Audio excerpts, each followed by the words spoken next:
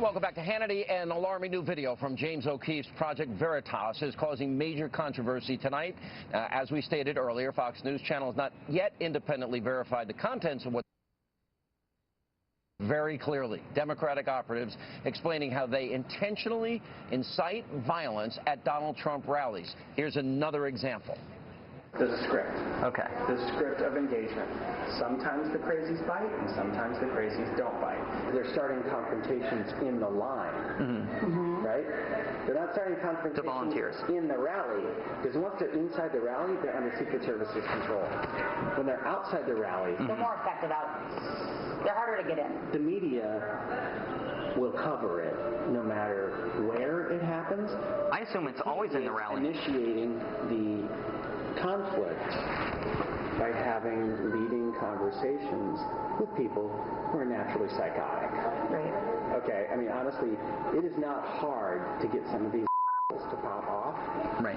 It's a matter of showing up to want to get into the rally in a Planned Parenthood t-shirt, or, you know, Trump is a Nazi. You know, you can message to draw them out and draw them to punch you.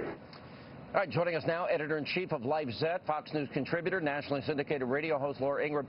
You know, here's what's fascinating about this to me, Laura, is, you know, they're bragging about a grand scheme.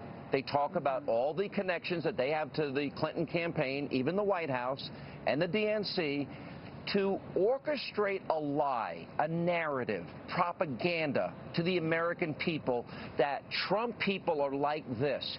And they've been doing it the whole campaign season, and now they got caught. What if Republicans did this? Oh, no. I mean, if a Hillary Clinton campaign office had been firebombed, it would have led every newscast, and every Donald Trump supporter would have been tarred with the action, okay? But, you know, when that happened over the weekend, it was basically brushed aside by the media as a one-off.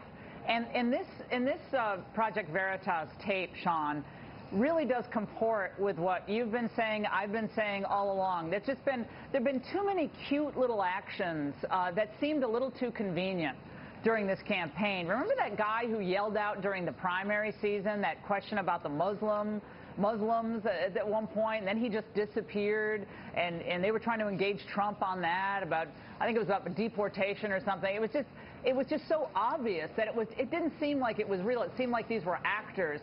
Remember, Hillary Clinton had that little girl ask her the question at the event last week or the week before. It turns out the question was scripted by her parent, who himself had a connection to state government in Pennsylvania. So a lot of this stuff is fraudulent, and a lot of this stuff is orchestrated, and it's propaganda. And it is exactly what Hillary's record is: fraudulent, filled with propaganda, filled with lies, filled with media, amplifications, and it goes along with the entire campaign's outlook, frankly. It doesn't surprise me one bit. This is right out of Rules for Radicals. This is Saul Alinsky.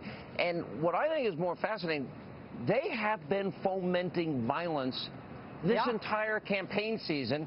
Against police officers, too.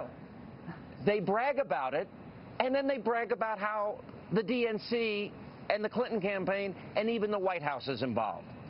How do you justify this? Well, again, they don't think they have to justify it, Sean, just like what Hillary says in response to the private server. She bats away these questions like they're pesky little mosquitoes, and then she gets back on her message. Oh, no, that's not what Director Comey said. I think he actually confirmed what I said, in her question and answer with reporters or on Capitol Hill. So their modus operandi here, Sean, is to deny and then quickly move on. And it works for them because, unlike with Trump, the press will let it go. They talk about creating plausible deniability, but this is so serious that they brag about, we've got operatives in every state. They're going to every event, and they're fomenting violence, and they've been trained how to ask the questions. You know, they even admitted they're responsible for Chicago. There was that 69-year-old woman, apparently they claim was an operative, and they get people in line at 6 a.m. so that they're in the front, so that the media hears their question, and the media buys it hook, line, and sinker.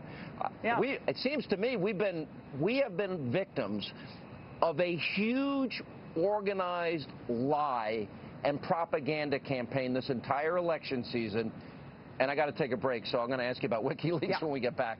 More with Laura Ingraham straight ahead. Plus.